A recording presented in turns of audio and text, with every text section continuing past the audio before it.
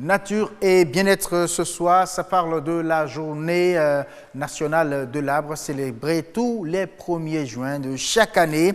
Il est donc question aujourd'hui, je dirais cette année, de penser beaucoup plus à l'économie durable, à l'économie verte et durable. Arbre et éducation pour économie verte et durable, c'est le thème choisi cette année pour donc célébrer la journée nationale de l'arbre. Nous allons d'abord suivre ce reportage, et puis après revenir sur le plateau avec un colonel pour donc en parler. Environ 80% des ménages au Bénin ont encore pour première source d'énergie domestique le bois de feu, ce qui se traduit par les coupes abusives des essences forestières et les pressions sur les forêts naturelles. En réponse à la dégradation de plus en plus prononcée du couvert végétal, l'option d'un reboisement intensif à laquelle le privé est associé paraît la meilleure pour le gouvernement. La foresterie, au cœur d'une chaîne de valeur partant de l'environnement pour déboucher sur l'économie, se révèle un secteur assez rentable.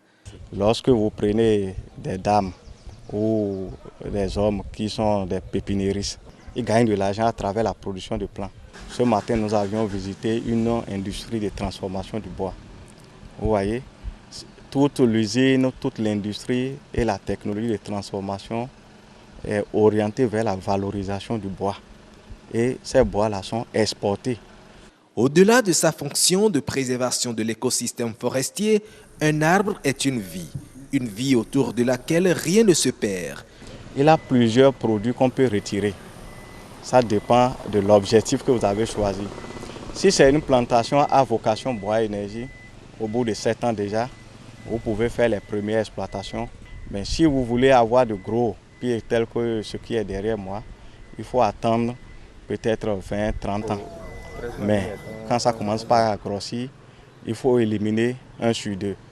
Les arbres que vous éliminez dans ces conditions, ce qu'on appelle éclaircis, sont utilisés pour bois de haut, bois de service, les charpentes pour les constructions des maisons. Donc vous pouvez vendre des pêches, des poteaux, tout ça là, jusqu'à avoir des grumes. L'arbre peut servir de socle au développement. Investir dans les plantations, c'est donc s'assurer un meilleur avenir.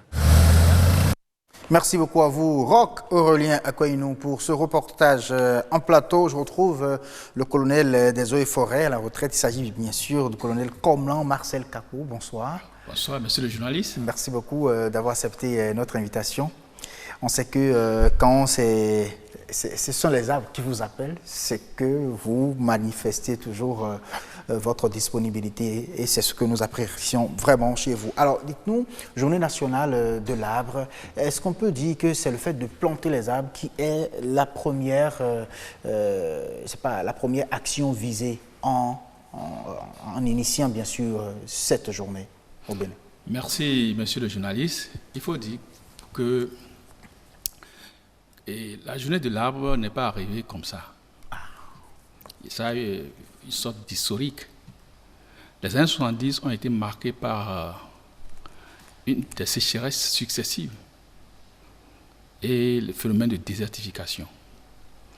Et à la suite de ça, le président Mathieu Kérékou, paix à son âme, vers les années 85, a convoqué un séminaire pour pencher sur le phénomène au niveau du Bénin. Donc, à l'issue de ce séminaire, les gens ont recommandé qu'on puisse instituer une journée. Et à ça, on a ajouté la campagne de reboisement. Le reboisement.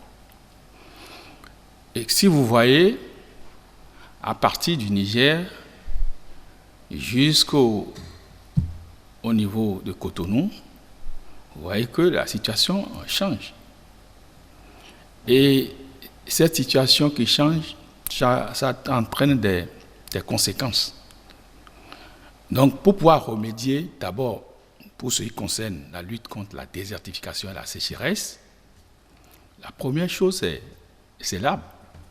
Il faut planter. Il faut planter. Parce que c'est le couvert végétal qui disparaît et nous avons, en présence de la place du couvert végétal, des terres stériles, ce que nous appelons la dégradation des sols, qui continue de manière vraiment exponentielle, pour vous le dire, parce que si on fait le point aujourd'hui, au niveau du Bénin, dans les années, la FAO avait indiqué que le Bénin perd par exemple près de 100 000 hectares par an. De couvert, végétal. Après, c'est tombé à peu près à 70 000 hectares de couvert végétal. Donc, pourquoi c'est grâce oui, compte tenu de nos pratiques. Voilà. Et compte tenu de ce que nous devons faire, parce que l'homme, pour vivre sur la terre, doit mener des activités. Et en plus, ça, la population augmente. Parce que la population en 1985 n'est plus la même chose aujourd'hui. Et ça dit que plus il y aura d'hommes, moins il y aura d'arbres, moins il y aura de couvert végétal au Bénin? Non, il y a la possibilité de concilier les deux. Et il est question de gérer de manière durable et rationnelle ce que nous avons.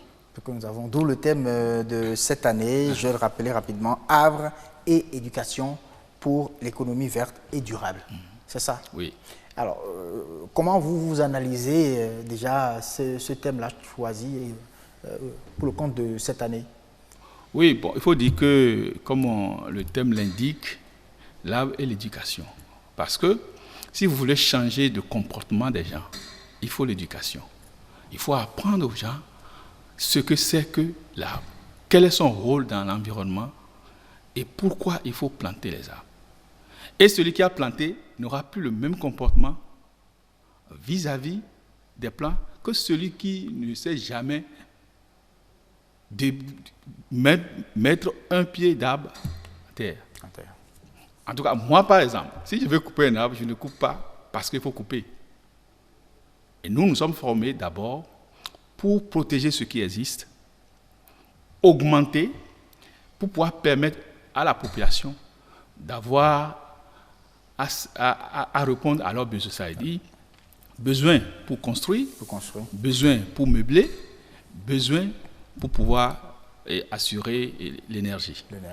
Alors, si on revient, par exemple, aux tout premiers objectifs, à l'initiation, bien sûr, de cette journée, est-ce qu'on peut dire que les objectifs sont atteints après 35 ans?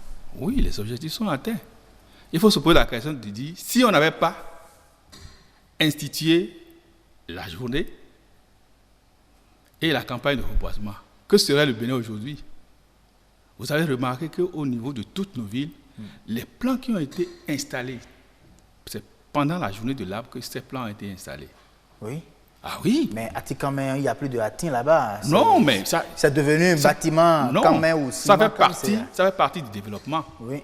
Mais nous, on a la solution. Une fois que vous voulez faire par des infrastructures qui doivent entraîner l'enlèvement des plants. Oui. Et l'arbre peut être réinstallé. Et vous avez vu que presque toutes les rues qui ont été reboisées, c'est à l'occasion des journées de l'arbre. Toutes nos villes, hein, que ce soit dans les campagnes, même les villes qui sont dans la campagne, c'est à cette occasion.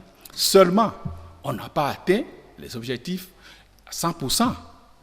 Mais à 90%, nous avons atteint les objectifs parce qu'aujourd'hui, à part quelques rares béninois, il y a des béninois qui savent, ils connaissent ce que c'est que l'arbre, les objectifs de l'arbre, ce qu'il faut faire avec l'arbre. Oui. Aujourd'hui, il y a beaucoup de routes qui sont en train donc d'être construites. On peut se dire qu'on doit respecter également ce même principe-là pour permettre aux arbres d'exister après donc, la finition de ces chantiers-là. Oui, c'est pour cela que pour tous travaux ou tout projet que vous voulez réaliser aujourd'hui, il vous est fait obligation de faire ce que nous appelons l'étude d'impact environnemental. Ça nous permet de voir quels sont les impacts négatifs que vous voulez créer ou entraîner sur l'environnement, sur la population. Et à partir de là, nous faisons ce que nous appelons, on fait des solutions pour atténuer. Parce que si vous devez enlever les arbres, nous allons évaluer combien d'arbres vous allez enlever. Pour les routes. On doit évaluer ça pour voir combien d'arbres vous allez enlever. À la construction de la route, il faut installer ces arbres-là et même les doubler. Parce que ces arbres avaient déjà atteint un certain nombre d'années et vous venez de les enlever, donc il faut les réinstaller. réinstaller et c'est obligatoire pour toutes les routes aujourd'hui. Si vous ne faites pas ça, d'ailleurs, si c'est financé par les bailleurs de fonds, si vous n'avez pas ce document-là, vous ne pouvez pas avoir le fonds pour pouvoir réaliser. Donc aujourd'hui, c'est clair, c'est une obligation aujourd'hui pour... Toute construction que vous voyez aujourd'hui, il faut avoir fait l'étude d'impact environnemental. Alors, est-ce qu'on ne doit pas appliquer également le même principe pour les maisons? Les maisons, à droite, nos maisons, on vous dit, si vous finissez de construire chez vous, vous devez planter tout au moins 1 ou 2 arbres, parce que vous enlevez quand même des arbres pour construire chez vous. Oui, nous sommes partis plus loin, jusqu'à ce que le gouvernement a dit, pour tout événement heureux, il faut planter un arbre. C'est ce qui est recommandé à chaque Béninois.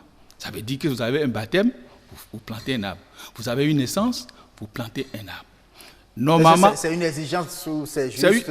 Non, c'est une exigence pour nous maintenant. Bon, et la population l'applique à sa manière, mais c'est une exigence. Maintenant, je viens par la construction. Oui. Logiquement, avant de construire, et si là où vous voulez construire, il y a des arbres, vous devez faire constater ça pour voir est-ce qu'il est nécessaire d'enlever tous les arbres ou bien il faut enlever quelques-uns. Parce que si vous voulez faire d'habitation, on ne veut pas vous empêcher. S'il faut enlever tout, on enlève tout, mais il y a toujours un plan de restauration. OK. Il faut toujours un plan de restauration. Et nous sommes formés pour faire tout ça là. Le problème est qu'il faut qu'il y ait des gens qui font de manière à ce que ça soit respecté. Donc ça veut dire qu'on ne devait quand même pas avoir des quartiers sans arbres. Sans arbres. Bon, il faut dire que pendant des maisons sans arbres. Pendant la Révolution, les choses étaient... Cette période, il y a des aspects que nous rejetons, mais pendant la Révolution, on ne peut pas mettre l'arbre devant votre maison, et vous allez le laisser sans l'arroser. Parce que le tout ne suffit pas aussi de planter, il faut entretenir. Vous ne pouvez pas vous lever seulement couper un arbre. Si un arbre est devant votre maison et ça vous gêne, vous faites ce qu'on appelle la demande pour dire il y a des dangers. On vient faire le constat.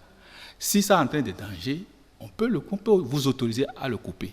Mais on peut en même temps vous dire, quand vous allez couper, on peut installer ça à un endroit où on est sûr que ça ne va pas causer des dégâts. Parce que nous ne pouvons pas protéger l'arbre au détriment de la vie de l'homme, parce que nous faisons tout ça là pour le bien-être de l'homme.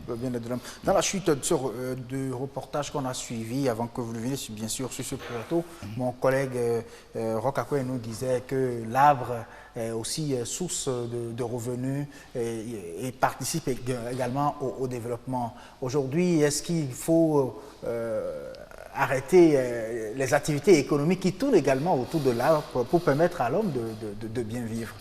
Là, la balance est entre ces deux paramètres aujourd'hui. Oui, non, c'est le thème que vous abordez, parce qu'on doit avoir l'arbre, mais pour une économie durable. Hein? C'est de ça qu'il s'agit. Qui veut dire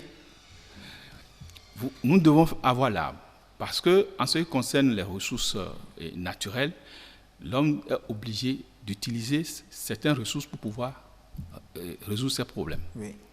Nous, le Bénin n'a pas la chance d'être un pays forestier.